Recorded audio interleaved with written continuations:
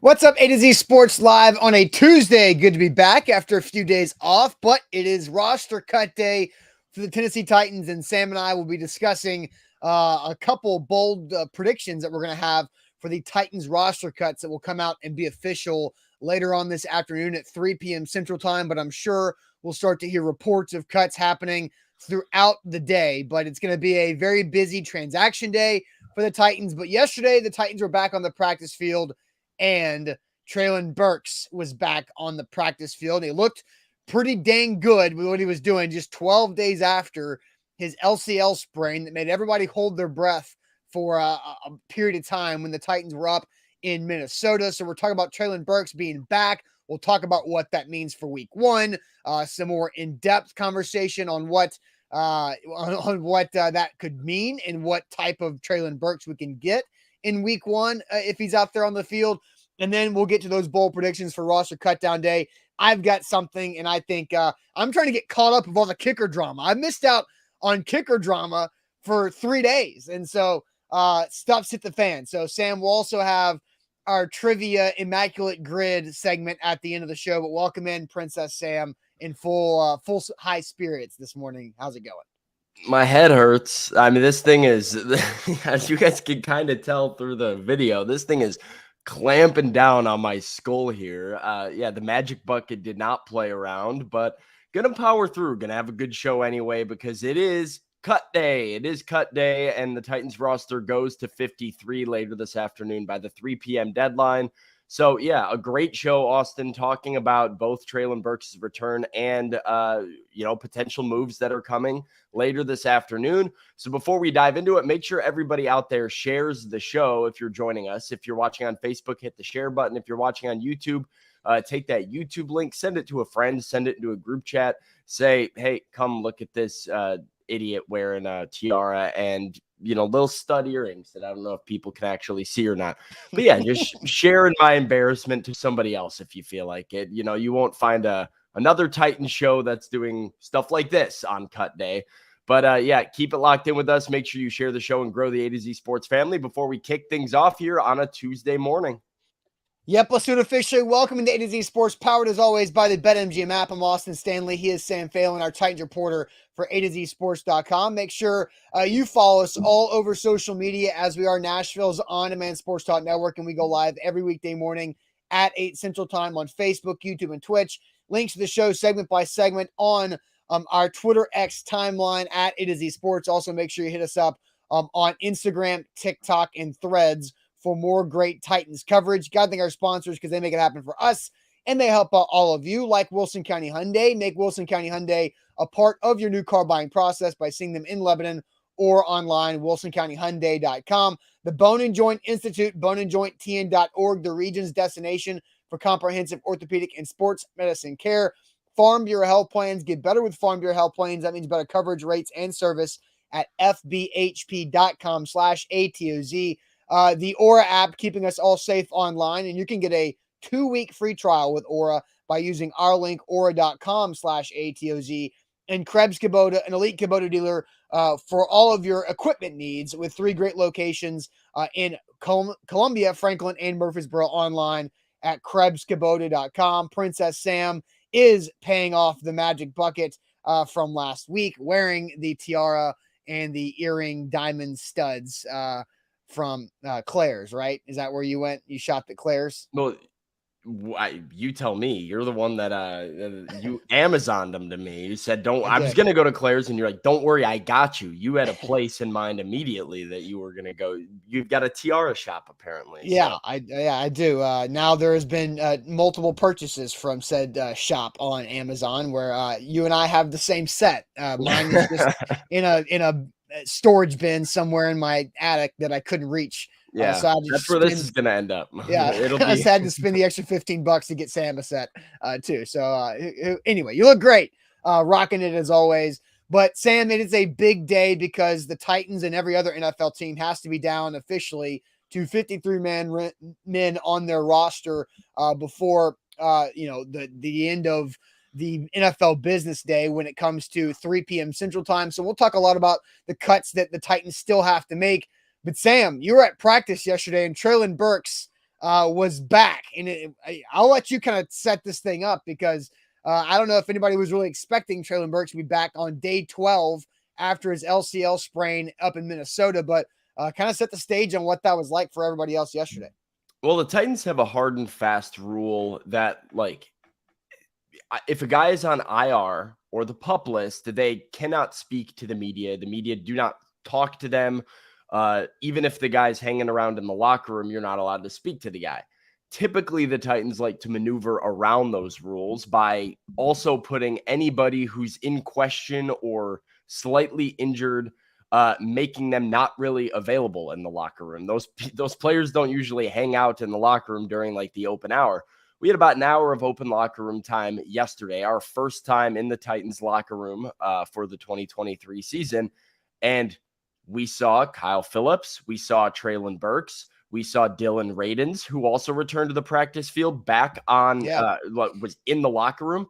And we kind of looked around, and I looked at, one of the Titans PR people, and I said, like, are we good to talk to Treylon? Like, what's the deal there? And he said he's not on IR. And so immediately our group headed over there, and we went and talked to Treylon. And I got to admit, Austin, his poker face was pretty exceptional. Here's a quick snippet out of the interview with Treylon Burks in the Titans locker room asking about the recovery from the LCL sprain. With everything, just making sure that I hear the little details that they give me or give the guys around me, and just making sure I'm just staying locked in. I'm just scared. Go ahead, TD. I saw when the injury happened, and Mike Braywood said that, once you got the diagnosis, there was a good bit of relief. Yeah. What were you fearing at first? Just knowing, like, I've already been through an ACL injury before, and it's just scary when you hurt your knee. I was just thankful, prayed, and God always comes through with his blessings and everything. How do you handle it now as far as knowing when you're good to go? I guess it's going to be collective between you, trainers, coaches, but will you going to have to try to be patient yourself? I just let God take his course. I don't try to rush anything. When Todd and them tell me that I'm good to go, then I'll be prepared to go out and play. So. Was it tough, especially? So, there were follow-ups with Treylon and asked, what's the timeline? And he said, I don't really have a timeline or a goal for week one. I'm just going to, and you heard him, right? I'll go out there when Todd and them tell me I'm good to go out there. I'll be ready to go out there and play. And so we said, okay, Treylon sounds pretty optimistic. Kind of we'll see what he has going on. And I saw him about 15 minutes later walking through the locker room, coming out of like the bathroom, and he had a helmet in his hand. And I kind of went, why does Treylon Burks have a helmet in his hand? That's very weird. Well, we get out there, and sure enough, number 16 is in jersey on the practice field, hopping in for individual drills. So here's a quick look at what Treylon did yesterday.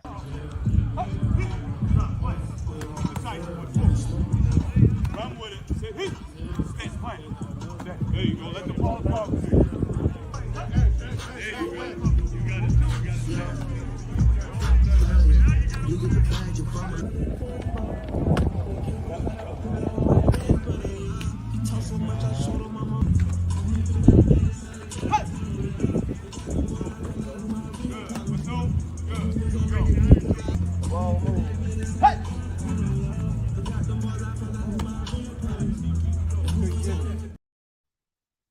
So, Austin, Treylon's out there, not too full speed, but, you saw him jumping, making the one-handed catch, landing, by the way, on his left knee when he came down with that grab. And just to see him moving out there was a big sigh of relief. All of the attention very quickly went from, Dylan Radins is a surprise guy to be off the IR and, off the PUP list and back on the active roster. Everybody looked there, and very quickly we said, nope, number 16 is on the field. We're going to keep our eyes dialed in over here. Yeah, that was a big deal, right? Pretty incredible. The 12 fact days. That, yeah, 12 days, because we all remember the scare. It was a Wednesday. You were in Minnesota. I was running errands and thought I had a chill day, and then something happens and Treylon Burks goes down and needs assistance from teammates to get off the practice field, and then a cart takes him to the locker room.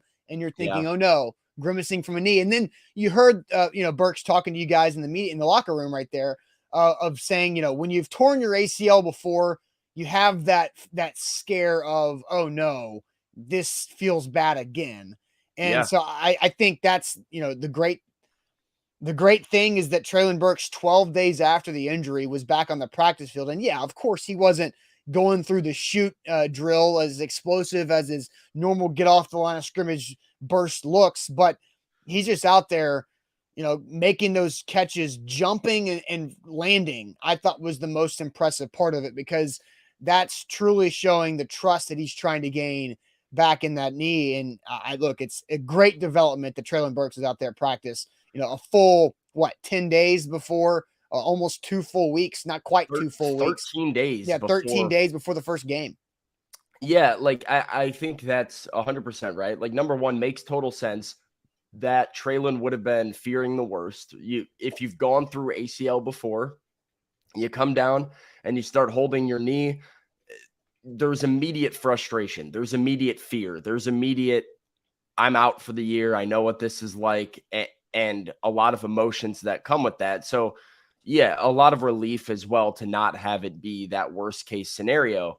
But also, one of the biggest things that we kind of talked about when we were reviewing what the injury meant for the Titans was, okay, well, if his recovery is in the 2 to 6 week range, it was a pretty big range, but that's kind of what they place on, a sprain, depending on the certain grade of it.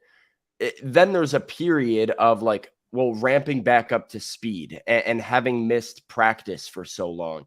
And so seeing Treylon out here now, as opposed to right up leading to that game in New Orleans or right after that game in New Orleans, means that he now has a full 2 weweeks of practice to get back up and build up his speed again to be ready to go for a game. Oh, yeah. So it's a completely different ball game now than it would have been if he was returning around the same time as week 1, which, I think is huge for the Titans.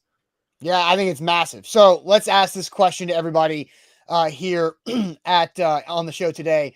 What is your confidence level in Treylon Burks playing in week 1 versus the Saints now that he's back at practice? What is your confidence level in Treylon Burks playing week 1 now that he's back in practice? And, at 12 days after the injury occurred and 13 days before the first game, Treylon Burks is getting work in. So what is your confidence level on a 1 through 10 scale of Treylon Burks playing in week 1 versus the Saints? But first, I'll tell you guys about my confidence level in Farm Bureau Health Plans could not be higher, because Farm Bureau Health Plans, they've been serving Tennesseans for over 75 years.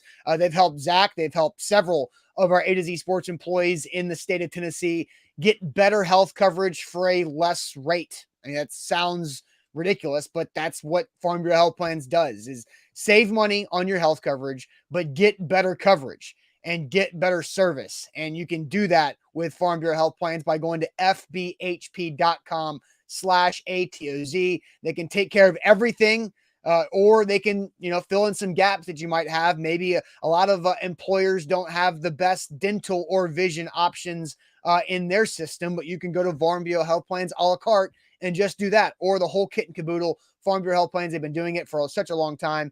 For anybody in whatever your life stage is, whatever your family situation, if you're single, if you got a family of 8 like the Phillip Rivers family, they've got you there too. So plan on them for your health coverage at fbhp.com/ATOZ. Today's show powered by BetMGM, the king of sportsbooks. Use the bonus code ATOZ Sports when you sign up with BetMGM to get up to $1,000 back in bonus bets if your first bet does not win. It's football season, week 0 in the books, week 1 of college football coming up this weekend, and then the NFL is right on its tail. So now's as good of a time as any to get back with a sports book and get with BetMGM. Use the bonus code ATOZ Sports for a second chance to win big and up to $1,000 back in bonus bets if your first bet doesn't win. All right, A to Z Sports here live on this Tuesday, asking you guys, what is your confidence level in Treylon Burks playing week 1 now that he is practicing 12 days after the injury, Sam. I'll send you to the comment section, but there are some people that are triggered and confused on why you're wearing a tiara and earrings. It's because the Magic Bucket told you to do so. And one of the biggest people triggered is, of course, it's GK, who's just so. Oh, is he rattled? Yeah, he's mind blown on why you're wearing such ridiculous outfit. But that, that the Magic Bucket does what the Magic Bucket wants to do, and sometimes it turns you into a princess for a day. So there you go. Magic Bucket is ruthless, man, and it never spares me. I always get the tough ones on the Magic Bucket. Jack got something so easy. So I don't even remember what it was. That's fair. But all right, 1 through 10, what's everybody's confidence level? All right, Troy's at a full 10. D Allen's at 70%, so 7.0 out of 10. We got 100 or 10 from John, 8 from Guy, 5 from Jonathan, 9 from Billy Jones, 6 from Andre, 6 from Mayar Hoshi, 7 from Tighten Up, 6 from Baldwin Beard, 5 from Stephen Woods, 7 from Yuri. We have a 6 from Stephen and Timothy and Brad. David's at a 9. Nick's at a 7. Maserati Max at an 8.5. A 10 from Eric, an 8.5 from Billy Ward. I'm doing the conversions myself. Yeah, I like your math. Yeah. You just move the decimal point. 7.5 from Jabu, a 2.22 from Stephen King, a 9 from Titans Kyle, a 4 from Hill, a 4.5 from Jake, a 4 from Jameson, 7.5 from Matt, 7.5 from Darius, 7 from Zach. Kind of all over the place. 4, 8, 10, 4.5, 9, 7, 7, 9. Austin, most popular answer, probably 7, although I do see some 8s coming in here. But, I mean, the variance is pretty steep here. Everything from like 3s and 2s to 10s. Mm-hmm. So, out of 10, what is your confidence level in Treylon Burks playing week 1?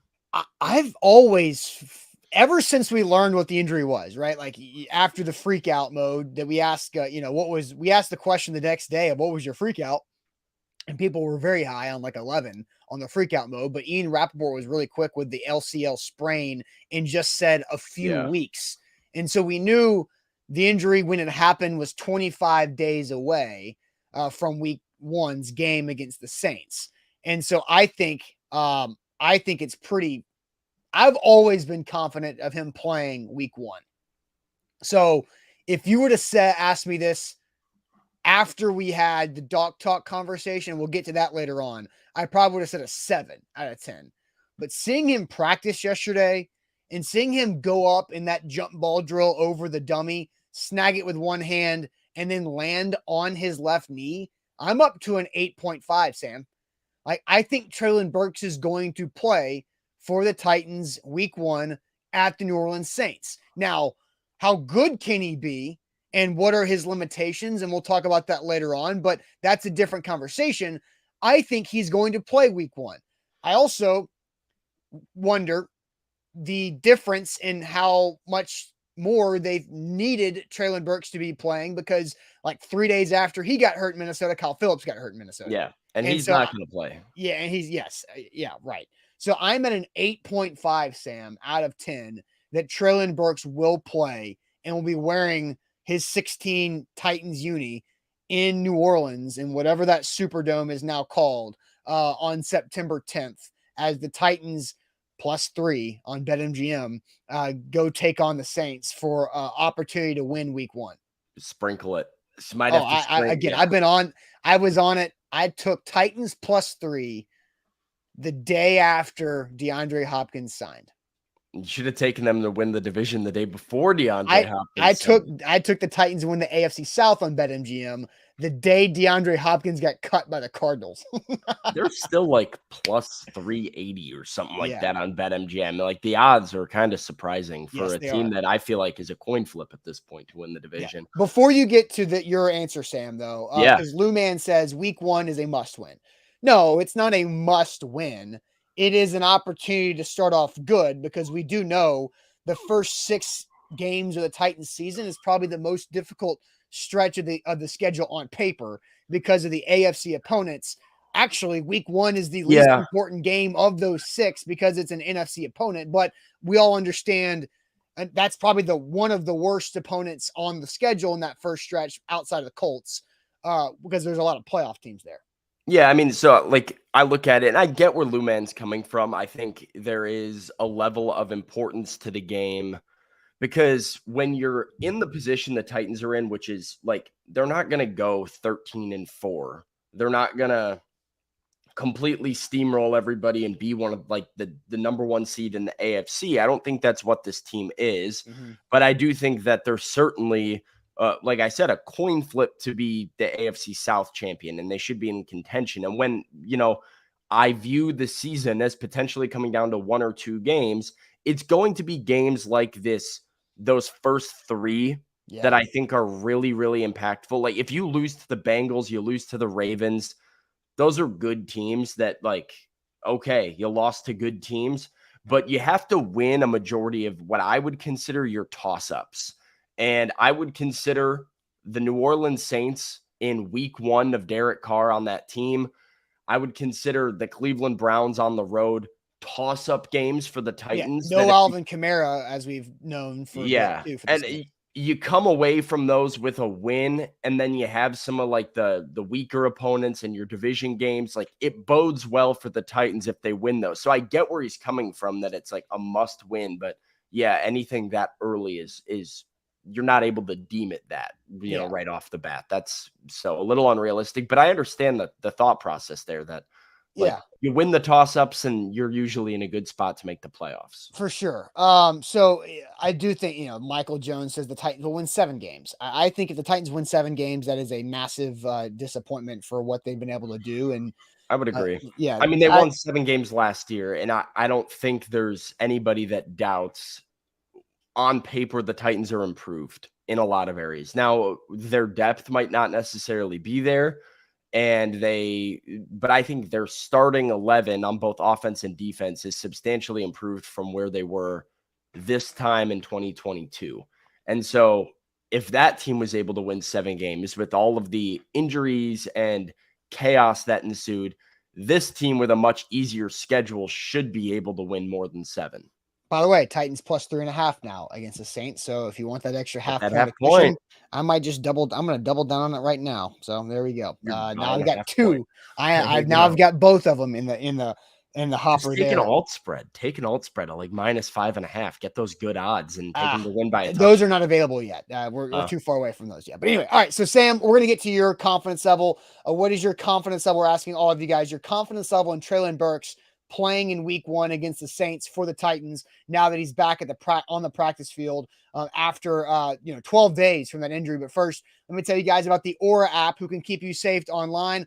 Aura is where to go for all of your online digital safety that you can trust, because I've used Aura now I'm losing track of the months, because I signed up in early April, I guess 4.5 plus months now with me and Aura, and it's been great. I get less spam calls. I get less spam junk emails of lists that I didn't sign up for. And it's keeping me safe when it comes to my password protection too, because every once in a while, not often, but every once in a while, Aura will send me an update notification and say such and such password has been possibly leaked. Go change it. Okay, thanks, Aura. And then I just go about my day. I change it. It takes no time. It took me 2 or 3 minutes to sign up with Aura, and they got rid of 30 data brokers who were sharing my information, not with my acknowledgement there. They got rid of those data brokers in 5 or 6 days. Well, if you sign up with our link with Aura, aura.com/ATOZ, that gives you a 2-week free trial to get rid of the data brokers, to get set up with your password management protection, also credit and identity theft monitoring as well, and every other service that Aura offers. If you have kids, they've got parental monitoring too for all those devices and whatever else you have with your home from a digital aspect. So aura.com/ATOZ for a 2-week free trial. Once again, check out our sponsor, Aura, for a 2-week free trial. Check them out, aura.com/ATOZ. Today's show powered by BetMGM, the king of sportsbooks. Austin mentioned it, plus 3.5 on the Titans in New Orleans. I was also looking. Believe Tennessee is minus 28 against Virginia. I'm taking the Cavs to cover. We will see how that one goes. But I will have a Friday bet for that game. Okay. So just all right. I like it. College football's here too. Let's not forget about that. You can place your bets on BetMGM. Use the bonus code ATOZ Sports and get up to $1,000 back in bonus bets. If your first bet doesn't win, that's a second chance to win big with the money back into your account up to $1,000. Best way to do sports betting is when the risk is limited and you can win and get a second chance at it, even if you lose. So get with BetMGM.com, the king of sportsbooks. All right, Sam. So we've been waiting. I said 8.5 out of 10 is my confidence level in the Titans having Treylon Burks on the field week 1. What is your confidence level 1 through 10? Yeah, so I actually think you described the thought process pretty well of like panic was off the charts. Right. When you see him go down how he did, everybody assumes the worst and like it's this, uh-oh, that's not good. Now there was a part of me, and I remember telling you this when I was out there in Minnesota, I was like, I feel like it could be like a calf strain or like something that's not like super severe, but I don't see how he doesn't miss at least significant time.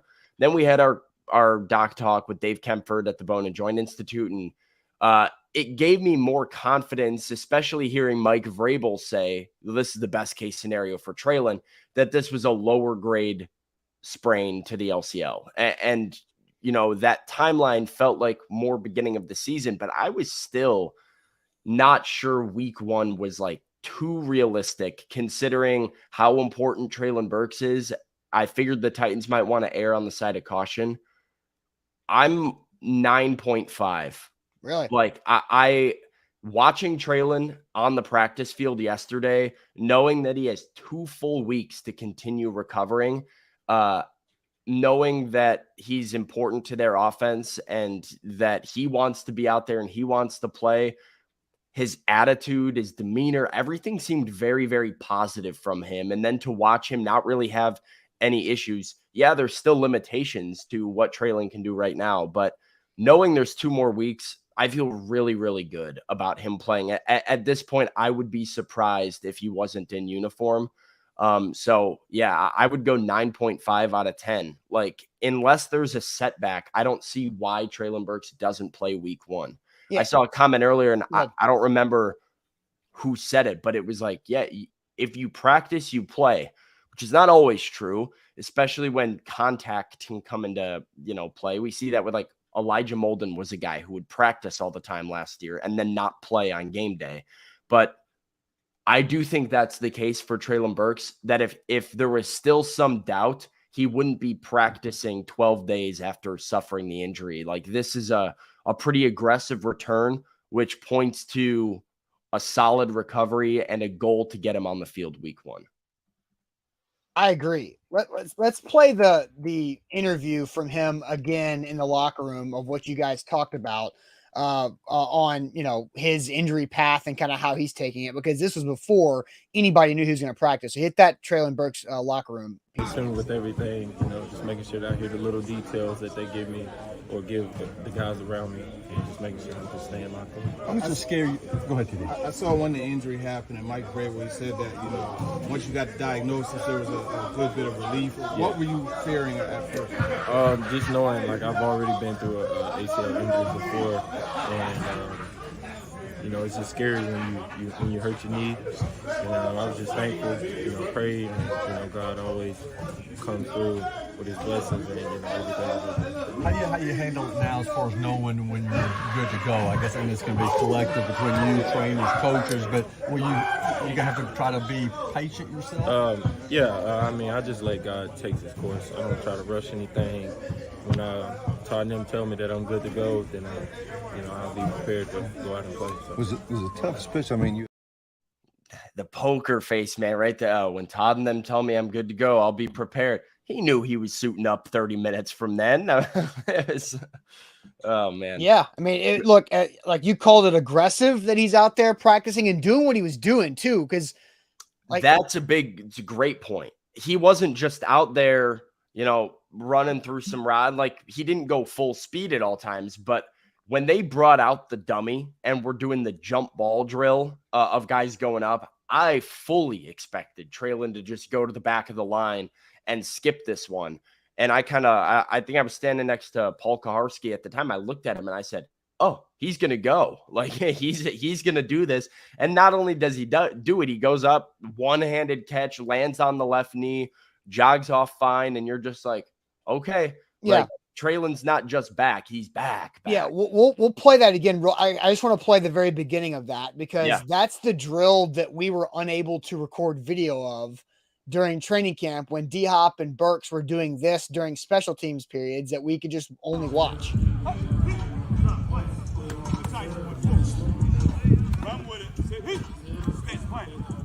There you go. Let the ball talk to you. There you go. You got it.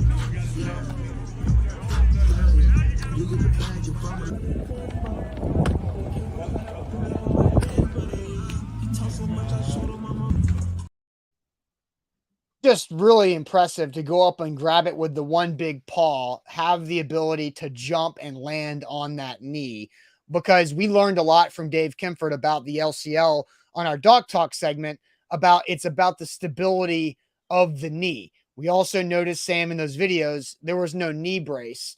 So I want to get to this video that we clipped from that Dog Talk conversation because we asked Dave about wide receivers and if a brace would be necessary when a player returned from the injury, and then about the wide receiver position as a whole. And here's what Dave had to say about potentially needing a brace when returning to action. So a lot of guys will go back and they'll wear like a stabilization brace. So that way, if they were to take a shot to the knee or they take a little bit of harder cut, they got a little bit of support on that outside of that knee versus just what maybe the LCL is up to at that time. Again, if it's a grade 2 type of those, they're saying, luckily this didn't sound like that. Those sometimes can be a 6 to 10 week kind of before they really start feeling good. But these grade 1s, a lot of times 2 weeks, some guys feel great. Other guys, it takes a little bit longer to get back. But 2 to 4 is usually a great window as far as our first guesstimates anyway. So we know it's left LCL. What's the hardest type of route or the hardest cut to make with that LCL sprain? Is it inside, towards his right or outside towards his left? What would you think there? So if we think about what that protects against, so if this is the femur and this is the tibia on the bottom, if that LCL is running on this side, it's anything that would open this side up. So a lot of times you're going to be running towards your left and then having to cut right. If your knee dives outward, then that would strain that LCL a little bit. And so a lot of times it's anything that would kind of gap. Now, again, there's some other structures in there that work with your ACL. And so if your ACL is a little weak, might rely on some of those other structures to kind of help you out a little bit too. So it's not unusual for just any kind of like quick rotations or sudden starts and stops to be a little bit tough at first too. But definitely the things, the longer kind of routes where you can predict and make adjustments slowly, those are going to go probably very well for him early on.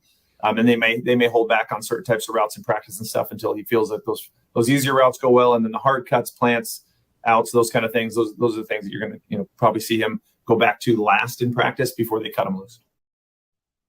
Yeah, I mean, super helpful and super, I think, accurate to what we saw. Treylon did a lot of straight line stuff, so maybe a little bit less surprising to see, like, coming out of the chute, like stuff like that, where he's not exactly doing like a ladder drill or doing like super high speed. It's the drill, Sam, where they make the catch and they turn and go upfield. Like how slow and methodical he took that, I think is telling as well. But like the fact that it's, he's still got 13 more days. He's got more time after that practice than he had before the practice from the injury, right? 12 days after the injury, 13 days to go before the game. And so I think it's massive. And so now it's like I said earlier, I think he's going to play. You're at a 9.5 out of 10. I'm at an 8.5 out of 10 of confidence level that'll play. Now it's how can the Titans use him and protect him a little bit. And I think if it's like I asked, and that's what I was thinking of, like, what routes is he not going to run? How can Treylon Burks be used formationally to make sure that knee is protected so you can still use him? But maybe it's not lining him up on the left side and him running a slant, cutting in off of that left knee. That's probably not what he's going to do against New Orleans. Can he run a fade route on 3rd and goal from the 5 and go get it? Looks like he can, because he landed on that knee yesterday in practice. And so it's the long routes, the continental routes, as Dave McGinnis, the Titans radio says, where you're just running from one side of the formation across the field to the other. I think that makes sense. I think it's, the go routes, I think to an extent, you don't want to have him overextend it, because that's how he hurt in the first place, was on a go route down the field. But I do think that there are several opportunities for the Titans to really use Treylon Burks in week 1 but protect him from potential re-injury. Yeah, and like half of the benefit of having Treylon out there is to be a decoy in some ways, like command attention, like make a defense pay attention to somebody on the field other than DeAndre Hopkins and Derrick Henry. And I think that's what's really exciting about the Titans starting offense on paper this year is that a world that has Treylon Burks and DeAndre Hopkins and Chigakonkwo and Derrick Henry in the backfield and maybe Tajay Spears somewhere. Like there's just a lot of pieces and a lot of moving parts that an opposing defense has to keep up with and, try and stop, which I think bodes well for, a guy like Ryan Tannehill to, have a simple, like guys with separation and find open receivers a little bit more. So I think Treylon's as valuable as a decoy and as valuable as a just attention getter than anything else. And so if he can run those long downfield cross field routes, and he can draw safety or, pull somebody away from a receiver or a route that's going to come open, that's an opportunity for the Titans to use him in a productive way, even if it doesn't pop on a box score. Yeah, and that's where Eric says Treylon was also going 25%. I don't know if he was going 25%, but he absolutely which is true. He was absolutely taking it easy, and that I'd rather him be out there taking it easy than not out there. So it's a big. It was a big step in the right direction. Yeah, and so when's the next time they're on the practice field, Sam? Is it Wednesday? They will be out there Wednesday. Media will not be out there. We will be there Thursday. We will also hear from general manager Rand Carthon Thursday morning before practice. So Thursday is the next time that we will get a look at Treylon and see how he has progressed. Which is multiple days after yesterday's practice. So if there was any swelling afterwards, and that's had time to be managed and to go down. So we'll keep an eye out there on that. But Sam, let's go ahead and flip it to some bowl prediction times. We're going to ask everybody, what's one bowl prediction you have for the Titans' initial 53-man roster? I have mine locked and loaded. So what is one bowl prediction for the Titans' 53-man roster? I'm excited to talk about this. But Sam, go ahead and tell everybody about who we just heard from, the Bone and Joint Institute. The Bone and Joint Institute, you heard it. You heard how knowledgeable they are, how accurate they are. And that's who you should turn to if you don't want to fumble on your recovery. They're the region's destination for comprehensive orthopedic and sports medicine care. Located out in Franklin, you can schedule an appointment with them at boneandjointtn.org. The Bone and Joint Institute has a state-of-the-art rehab facility to assist in your recovery with everything under one roof for maximum convenience, from image to clinic to surgery, rehab, testing. It's all there. You don't have to drive around Middle Tennessee, going everywhere to this point A to point B to point C to hit different appointments. Just go out to their facility, see your doctors, get great care for anything that you need, and don't fumble on your recovery. It's boneandjointtn.org. Also with BetMGM, we've talked about it a couple times, and Sam, I was wrong. You can take a lot of alternate spreads for the Titans against the Saints. Yeah, they're up there. You said plus 5.5. Is that minus 145? I would take minus 5.5 or 4.5. Tight, because the Titans are the dog, so take them to win by a touchdown. See what that looks like. Oh, it's plus 400. It's intriguing.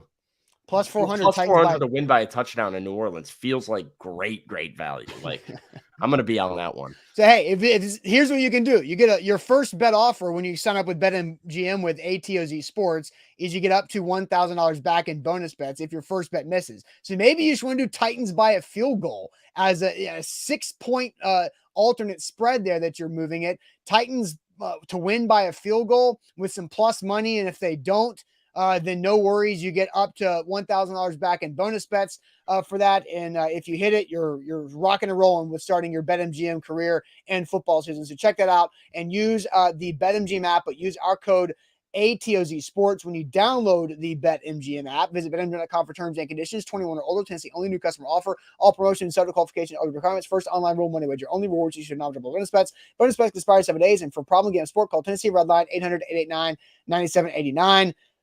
Sam, do you have a headache yet? I'm dying. I don't know if you can tell in my face. I will let you can remove the tiara if you want to, and you can go back to regular Sam. Because I have worn that and I know it's not comfortable. Yeah. So We'll take a break. We'll yeah. put it back. We can throw it back on for like the immaculate grid later. So Okay, so I'm there like, you go. I got indentations throughout my skull right now. This is tough. I'll keep the earrings on, though. There you go. The earrings, like, look, you're just looking like you're Maybe in I'm an earring guy. Who knows? I don't know. you look like you're from like 2002. Yeah. All right, so Sam, bold predictions for the Titans' initial 53-man roster. Do you want me to go first? Or you want to go to the chat? How do you feel about Let's go to the chat. Let's see Okay. what the chat's saying. Let's see. Billy says Eric Gare. I believe that means Gare's going to make the team. Release Monty Rice. NWI being cut. Colton Dowell makes it. Racy finally gets cut. Well, Racy's gotten cut in the past. Well, Racy getting cut. Racy's gotten cut every year, basically. I think He made it last year. Then they put him on IR. Yeah. But then, like, he's also been a practice squad guy in the past, hasn't he? Racy? I don't know. I think he's made it both. This is his third year. I think Racy's made the initial 53-man both years and then has been on injured reserve the majority of that time. Straight to IR. Oh, well, then I stand corrected. Will Levis gets cut or traded. That is bold, Mr. Jones. Troy says, caps bold. Yeah. Dowell makes the 53. We will sign him and sign a kicker and cut him a day later. Dowell makes the 53 and NWI gets cut. Monty Rice gets cut. Monty Rice gets cut from Jamar. Mason Kinsey on the 53 from Mr. Jones. They keep 6 outside linebackers from Maven. Let's see what else we got here. We have Kinsey makes the cut. Same with Rooney says Mason Kinsey as well. Chat not happy that I took the TR off. We'll throw it back on. I could tell you were in pain. I needed a breather for a second. We'll put it back on a little bit. What else we got here? Rice on season-ending IR. I do have an update because I don't know if you were a part of this, Sam, but I did hear from Kayla Anderson this morning on 104.5 that she talked to Monty Rice in the locker room. And he made it sound like he's dealing with like something non-football related. Yeah, well, John Glennon talked to him. Okay. And I was kind of within earshot of it. And John and I were discussing Monty's Kayla probably went over there as well. But the way John put it was Monty said life and God had been what had been keeping him out of Titans practice. Life and God. And he said, so not like an injury thing. And he said, no, just life, man. Which is interesting. I don't necessarily know what that means. Also interesting because I don't know if I'm allowed to say this or not. You can just tell it to me after the show. Monty has been doing things that would suggest he was working back from injury with other players. Right. That's what I thought that way. So that it seemed and looked like an injury situation for Monty over the last few weeks. I'll remind you though, Mike Vrabel said, Monty's working through some things. He's unavailable. So that's working through some things could be life, right? That's not necessarily an injury thing. More bold predictions. Caleb Murphy from Levante, Kiaris Jackson makes it. And so does Colton Dowell. We've got, let's see what else we got. Some people saying Rice was at practice. He was there, but not practicing. He was practicing yesterday. So yeah, that was his first return. Austin, I think that's kind of what we got. Mainly the same 3 or 4 different bold predictions. So do you have one that's in line with the chat, or are you there was somebody that mentioned mine, but now I don't know where it went. So pardon me for not remembering the name of who was also on the same page with me. I might try to continue to find it here, but my bold prediction for the Titans initial 53-man roster is they will not have a kicker on the initial 53-man roster. Like they are going, Bork had that. So I think they're going to wait and be patient and sign a kicker probably after all of the dust settles around the league. With that, I don't think they're going to be one of these teams that trades for Nick Folk out of New England or trades for another kicker like what happened with Cleveland this week. I think they start with no kicker on the roster, which keeps them open and flexible to finding the right kicker that they want, and they will continue to play rotational door with this kicking job which, is it good? Is it bad? It's flirting with disaster as they have been. And Buck wrote a great article yesterday on A2Zsports.com that had a lot of data on how bad the kicking situation has been in Mike Vrabel's tenure of 13 plus kickers that have been here. And they've had the worst percentage of made field goals and the lowest field goal attempts in the league during those time. So I say no kicker on the initial 53-man roster. That is my bold prediction. I don't know how bold that is on the bold scale. It's not Mr. Jones saying that Will Levis is going to get cut or traded, but it definitely is something that is a flirting with disaster type of decision. Yeah, I mean, the kicking thing is Mike Vrabel at his worst in a lot of ways for a guy that I think is one of the better head coaches in the NFL in a lot of different areas. And, Mike Vrabel is still an elite head coach who is, the Titans are very lucky to have, but we know that probably his biggest issue is his stubbornness, his not very open to changing his philosophies and ways of thinking. And it's been pretty apparent in his time with the Titans that kicker is not something Mike Vrabel has valued a ton, which feels odd for somebody who has been burned by a kicker quite a lot in his time as Titans head coach, that would be something. Okay. All right. Did you click on that or did I? No, I did not. I was not meaning to do that. That was an accidental mouse click. Oh, no. But yeah, Kevin saying should have drafted kicker, should have Levis. Yeah, no. I'm not. Not there. Like Mike Vrabel has been burned by kicker more than anybody and knows how important it is to winning games. And yet you keep hearing time and time again that like the investment just isn't there. Jack said on the podcast, on the show yesterday that, Mike Vrabel didn't want to pay Brandon McManus $2 million, who, was interested in being a Titan. And then, for $2 million, he's now kicking for the Jags and the Titans don't have anybody.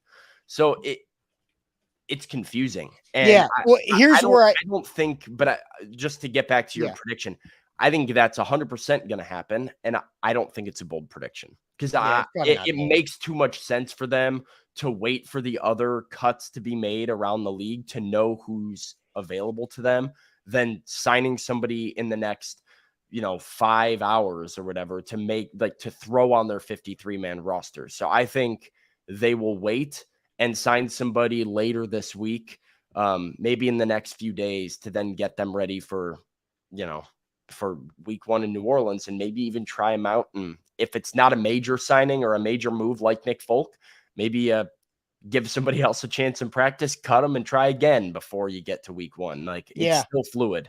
It just allows the Titans to use an extra spot on the initial 53 for protection because we know there's going to be 3 quarterbacks, right? So that kind of ruins a spot that would go to another fringe roster guy. And so we know Kyle Phillips is not going to be available for the first bit of the season. So it allows somebody to make the initial 53 before you move. Like, for example, like people brought up Mason Kinsey.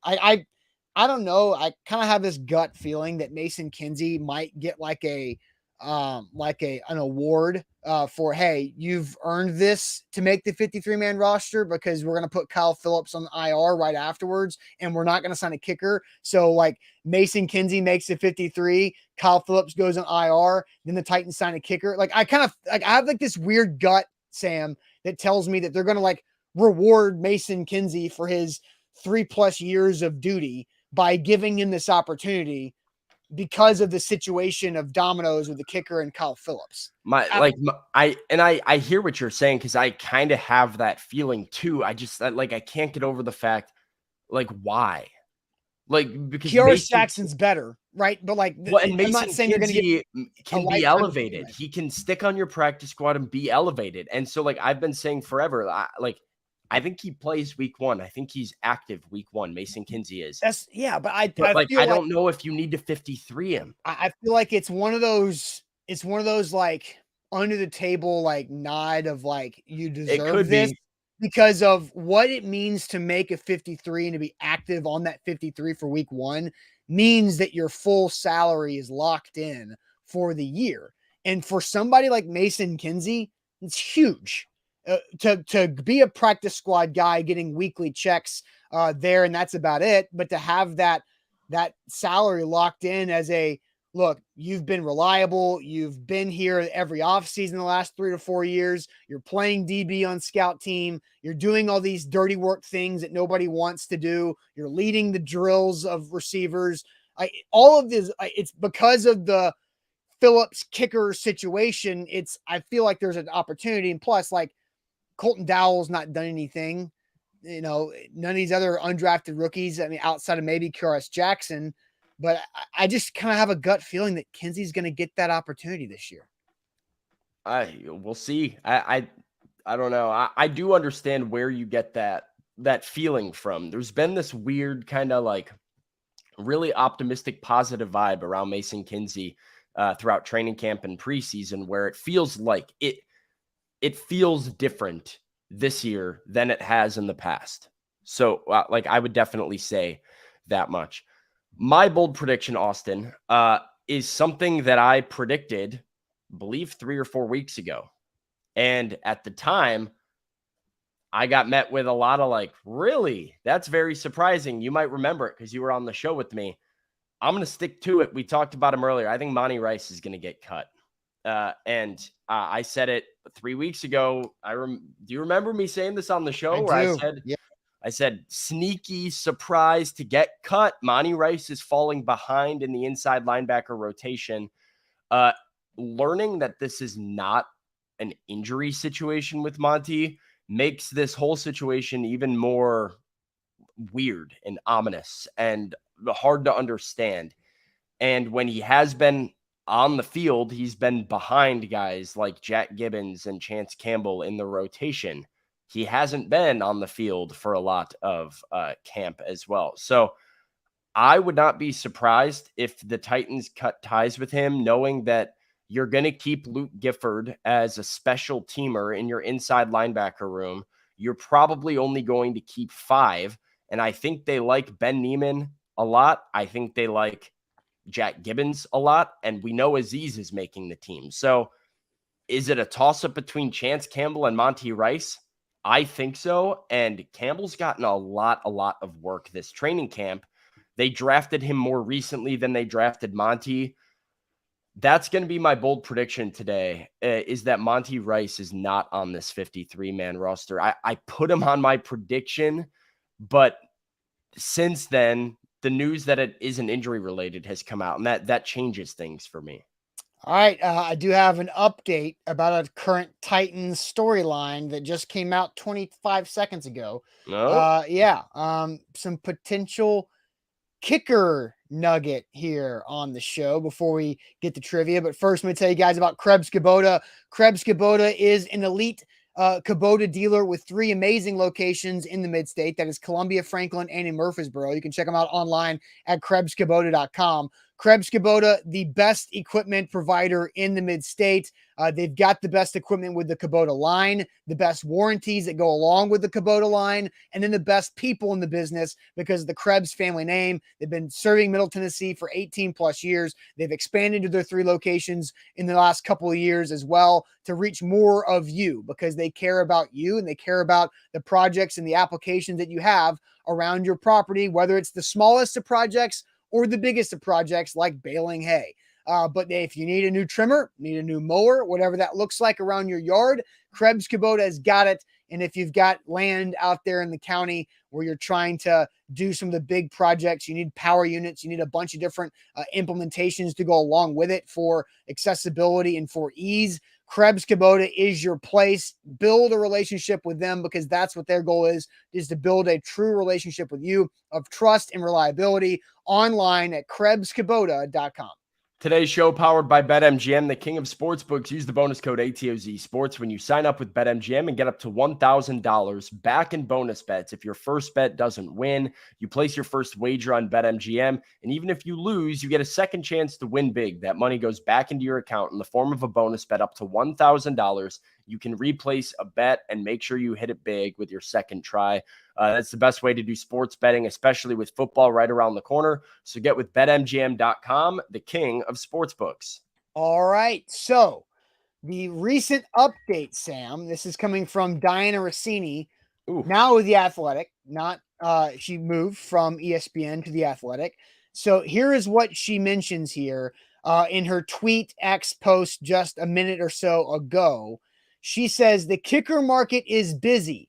Teams currently making calls around the league looking for opportunities to trade for a kicker. Rams, Lions, 49ers, Broncos, and Titans. So teams, according to Diana Rossini, teams currently making calls around the league looking for opportunities to trade for kickers. Rams, Lions, Titans, Niners, Broncos. That's interesting. So breaking that down, like the Titans, not surprising that they'd be at least kicking the tires on seeing what it would take. I have doubts that they would actually do what it takes to go get one of those veterans like a Nick Folk or somebody. But let's think about that, because the 49ers drafted Jake Moody in the 4th round, but he's hurt. They also have Zane Gonzalez, I believe, who is hurt. And so they have, with Zane Gonzalez and Jake Moody, potentially trading for a kicker. Detroit has a couple guys. They've got John. He's got a funny name. They've got Riley Patterson, the old Jags kicker, and then they've got another rookie, John Romo. John Parker Romo is his name, is their second guy. 2 guys that have done decent this camp, also looking to trade for a kicker. So this carousel is going to get shaken up in a big way over the next week and a half before, games start.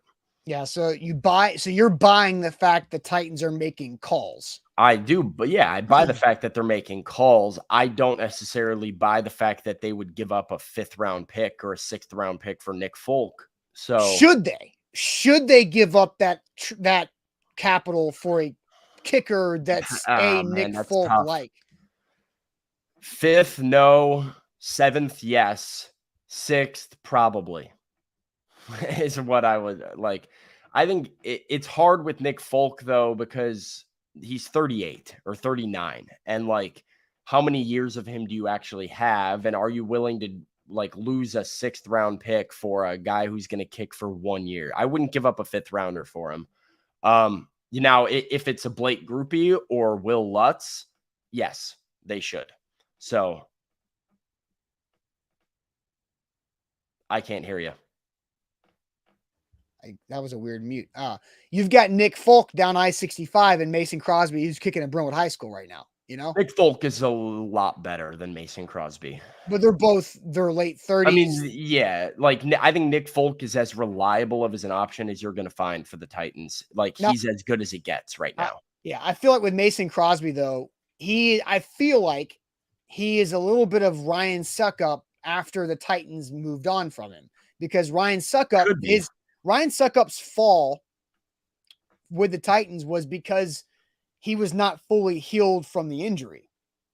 And then he took that gap time, got healthy, and then he won a Super Bowl with Tampa. Yeah. And was looking good, right? And, he's also up there in age, and I did see that Suckup posted a social media of getting ready for year 15. And so I think Mason Crosby, I would rather sign Mason Crosby down the street than trade for Nick Folk, is my point. Yeah, I mean, it depends on I don't know. Like, it's tough. Is Mason Crosby, are you confident that he's better than the other replacement free agents? I don't know if I have a ton of confidence in that. I think Crosby is healthy. I think he's motivated. I think he wants to be a Titan because he lives down the road in Brentwood. I think he's been working. He just posted that he made a 60-yard field goal on the turf there at Brentwood High. I think I don't doubt that he's like in NFL shape. I just like, is he going to be that much better than the other guys out there? And so like at that point, it's just another veteran option that you're cycling in and giving a shot. But you also know that Mason Crosby mentally can deal with what it takes to being a kicker. Where I mean, he's had some really bad years and really bad games and bounced back okay, like, and found a way to bounce back and have good years and have a very long career. I think Nick Folk is the gold standard right now, but I don't expect the Titans to trade for a kicker like Nick Folk who doesn't have long-term value to them. I think a guy like Blake Grupe, who could be like, if the Saints are going to keep Will Lutz or even keep Grupe and trade Lutz, the Titans could see value in going and trading for a kicker that could stick on their roster for 3 years and be like, okay, let's give up a 5th or a 6th rounder and we've got our kicker for the next 3 seasons. That's a possibility. Do I expect them to trade for one today though? No. Yeah. Pistol Ramsey says a 60-yard high school field goals are wider than NFL. Well, yeah, I mean, the field goal post is 5 feet wider in high school than the NFL, but when you drill it down the middle, it doesn't necessarily matter. It wasn't like it was, fading to one way or the other. It was straight down the pipe there for Mason Crosby. I just know I feel like he'd take it. I feel like Mason Crosby would be there in 20 minutes because that's how long it takes to get from Brentwood to St. Thomas Sports Park if the Titans wanted to do that. So anyway, Diana Rossini did say the Titans among teams who are making calls around the league for trading for a kicker. So we'll see how all that goes. But Sam, it is now time for our Tuesday sports trivia, immaculate grid style. Let's get this thing rolling.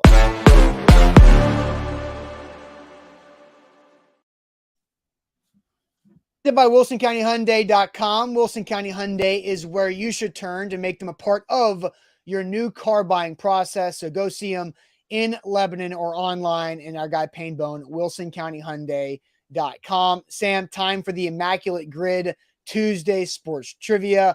We're trying to, tinker with Tuesday sports trivia. And I think the immaculate grid could be a fun way for us to do this. We did it. I tried it out last week on a time crunch. But Sam, let's get this thing rolling here on attempt number 2 at the immaculate grid. Yep, we're going to do the NFL grid today. So here's a look at what we got. Here's how we're going to do this today, chat. We are going to go in order, left to right, top to bottom.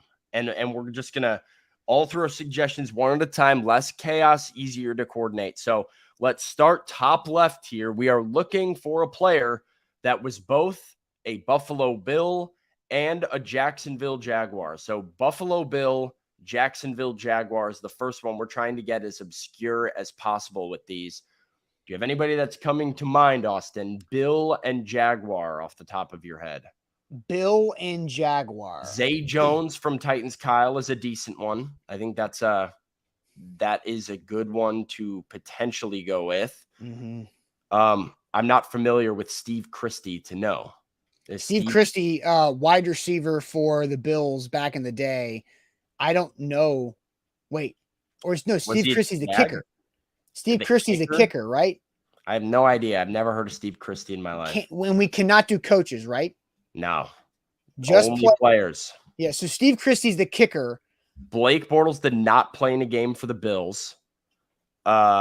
So that one's not going to go. I think Steve Christie would be great. And Scott is our guy when it comes to that. That's like a 90s kicker. Steve Christie. All right. I like that. 90s kicker. That's what we're going to roll with. Yep. Incorrect. Ooh, no. Steve Christie. Steve Christie's incorrect. So we got that one wrong. All right. Did you spell it right? Yeah. Well, because it pops up with options. So okay. No, 0 for 1. Not a good start for the grid. We're going to move on. Bills and Packers. Bills and Packers now is our next one. I think Sammy Watkins first go. Bills and Packers. Sammy Watkins is one. Can we get a little bit more obscure with it? Bill, EJ Manuel never played for the Packers. That was Mr. Jones's suggestion. Sammy Watkins is what we've got so far. I think we just need to go with Sammy Watkins. All right, we need to get something started here. Let's go with Sammy Watkins. 19%. That's not too bad. That is not too bad. Next up, it's going to be a 1,000-yard receiving season for the Buffalo Bills. For the Buffalo Bills, we want to avoid doing the obvious Stephon Diggs. Yeah. Stevie Johnson. Stevie Johnson would be good. Did Stevie Johnson do 1,000 yards with the Bills? I think he did. Don Beebe would be. Don Beebe would be really good. Did Don BB have 1,000-year? Andre Reed, that's a older one, but I think Stevie Johnson would be better of a guess than Andre Reed. Eric Moulds would probably be too popular. I don't think Moulds is going to be that popular. You don't? No. I think Stevie Johnson's more popular than Eric Moulds. Victor Cruz didn't do that with it. No, not with the Bills. Neither did Peerless Price, I don't Yeah, think. this is a important thing here. Had to do it with the Bills, not just the 1,000-yard guy that played for the Bills. Had to do it with the Bills. All right, Eric Moulds or Stevie Johnson? Austin, you make the call. Are we sure they both did it? That's the other question. Eric Moulds, absolutely. Yeah, but did Stevie Johnson do it? Maybe that's why he's less popular. I don't know. What do you think? I'll go with Eric Moulds then. All right, Eric Moulds is going to be the answer. Let's see. What's chat saying? Chat is saying Moulds. Okay. 7% for Eric Moulds. That was a good one. Good. That's Okay. a good one. All right. Apparently Peerless Price did in 2002. That probably would have been even better. All right. I'm going to take a screenshot. We're going to get another updated grid here up into the chat, and then I'll show you what we're working with. But we're looking for right now a Jet and a Jaguar. It is a Jet and a Jaguar that is next up on our list. So this is what we have so far. Jet and a Jaguar. Jet and a Jag. Trying to think of like a defensive guy might have done it. I feel like. Man, I don't know. James Robinson. That's Good job. A good one. We have a Jags fan in here. Yeah. Can you give us a deeper cut than James Robinson? James Robinson is going to work, but yeah, can we find a little bit of a deeper cut? Trying to think of like I feel like I know nothing about the Jets. What about like did Marquise Lee ever play for the Jets? That would be. What about Keelan Cole? Did Keelan Cole play for the Jets? He played for the Raiders. I feel like Keelan Cole played for the Jets. I don't know if I remember. I think he did because I think the Titans played Keelan Cole. Well, Jags got juices in agreement, so we're gonna roll. Keelan Cole. Yes. Keelan Cole is going to be our answer. All right. 4%. Good one. Let's go. All right, we're moving on. You see next one. It is Jets and Packers. Has to have played in a game. So none of these new transitions, the Lazard, Randall Cobb, Aaron Rodgers guys are going to work. Has to have played in a game. We've got Favre if we need Favre. And yes, I say his name like that on purpose, but I don't want to do Brett Favre. I would obviously Jets like to and think Packers. of something a little bit. Did Mark Sanchez play for the Packers? He popped on with no, I don't think he got into a game. Tim Boyle, Titans Kyle, but I don't know if Tim Boyle played in a regular season game for both. Did Eddie Lacy play for the Jets? No. Did Tim Boyle, Titans Kyle, who's commenting to Tim Boyle, did he play for? I don't remember him in a game with Green Bay. Like, do you remember him playing for Green Bay? I know he played for the Jets, right? No, he hasn't played for the Jets either. He just got to the Jets. Who? Tim Boyle. Oh. Or maybe he has. I don't know. Bubba Franks. Connor said Bubba Franks, old tight end, was basically a tackle. Well, are we sure he did? If he did it, well, we're going with Bubba Franks, but yeah, Jordy Nelson didn't play for the Jets. Mercedes Lewis could be a good one. That would have been a good one for the Jags, but oh yeah, dang. Did we do Jags Packers yet? That is not an option. Oh. No, yeah, so I guess not. All right, let's pick something here. What are we doing? Jordy Nelson didn't play for the Jets, did he? No. No.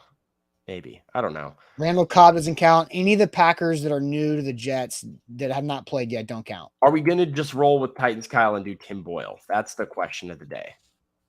I don't think he's played in a game for the Clay Jets. Matthews, Bart Scott. Did Bart Scott play for the Packers? Did Clay Matthews play for the Jets? I know he played for like the. Who did he play for after Green Bay? Clay Matthews. I thought he went to the Rams. Yeah, I think you're right. I think we're just gonna have to. We're gonna have to go cop out and do. I mean, Brett Favre is the only one I know for sure that did it right now. So Chris Stress asked, "What's the question? We need somebody that's played for the We Packers can and the skip Jets." it if we need to think of something better than Brett Favre. Yeah, let's skip it. Brett Favre is going to be. All right, next one. A Jets 1,000-yard receiving season. Brandon Marshall. Wayne Corbett. Yeah. Eric Decker. I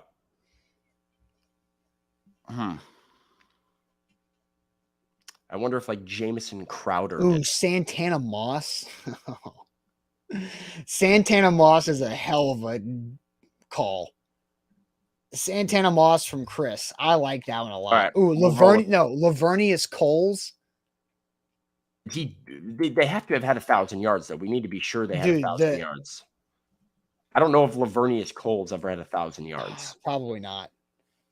Like Santana Moss is a great one, though. We keep seeing a couple. I'm going to go with it. Lavernius Coles. Send it. Okay. 4%. Nice. So you want to update us a graphic here with this? Yep. So okay. So I'm just while you do that, I'm going to explain what we've got going on for some new people. So this is the Immaculate Grid. We have to find and fill out the grid matches here. But for the Packers Jets, Aaron Rodgers, Randall Cobb, anybody who's coming over from the Packers to the Jets currently that have yet to play in a regular season game for the Jets do not count. So, our goal is to get the lowest percentage possible here. So we're doing a pretty good job with the ones that we've gotten. We've just taken a long time. Yeah. So we need to think of now a Patriot and a Jaguar, somebody who has played in games for both of them. So Patriot and a Jag. Patriot and a Jag is what's up next. Patriot and a Jaguar. Fred Taylor was what I was thinking. Fred Taylor. Okay. And Philip Dorsett. Do you play? I don't know if I think Fred Taylor is probably a safe one. And we're getting some people saying Mark Brunell. Did he play for the Pats? I don't know. LeGarrette Blount did not play for the Jags. No, he did not. So I would say Fred Taylor. I just saw a personal one, though. I don't know if he did it, but Cassius Marsh would be interesting. Yeah, I mean, that would be. I do think he did play for both those teams. Because he was with New England before he was with the Bears, and you can do it if you want. All right, we'll do it. Cassius Marsh. I mean, that's going to be, if this is a good one. Yeah, 0.3% from Noah. Wow. Cassius Marsh. Noah. That's a great poll. I heard that name. He's a Bear, so I've got a little love for Cassius Marsh. We're getting a lot of Kyle Brady's. Where would Kyle Brady fit here? Tight end Kyle Brady. I don't know. Well, we've got, all right. So next up would be Packers Patriots. Packers Patriots.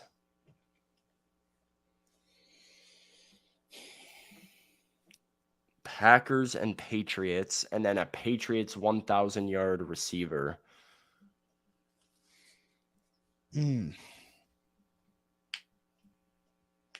Patriots 1,000-yard receiver. I don't think Aaron Hernandez ever had it. No, I don't trying believe to think so. off the grid here. Yeah, Brandon Cooks. It's too recent, probably.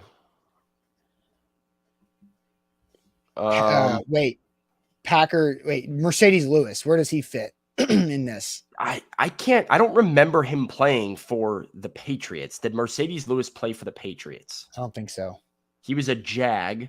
Ty Montgomery. Oh, that's the one we're going with. That's a great one. It's a great which box? Oh, he does fit into a couple of them. That's what I'm thinking. Which one do we want to use? Which one do we think is more obscure for Ty Montgomery? Ty Montgomery. He would be a Patriot and a Packer. I think he played for the Jets as well. So I think he's Jets, Packers, or Patriots, Packers. I So say we Ty go. Montgomery. I say we go Jets, Packers. We had a hard one with that. All right. Ty Montgomery is what we're going there. That's a 3%. That's a good Nice. one. All right. Now we need to go with a Packer that also played for the Patriots. A Packer and a Patriot.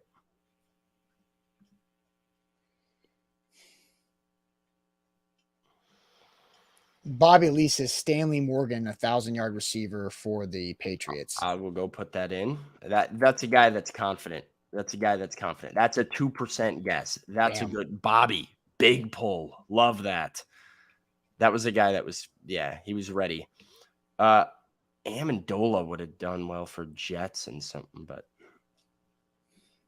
You want to go ahead and get us a upgraded screenshot here? yeah, we can Again, do one. Immaculate grid here. We're going through this. Sam's going to see an upgraded screenshot.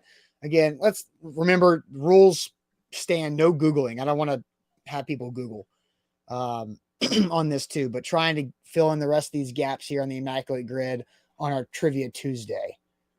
All right, here we go. Screenshots uploading right now. Here's our updated board.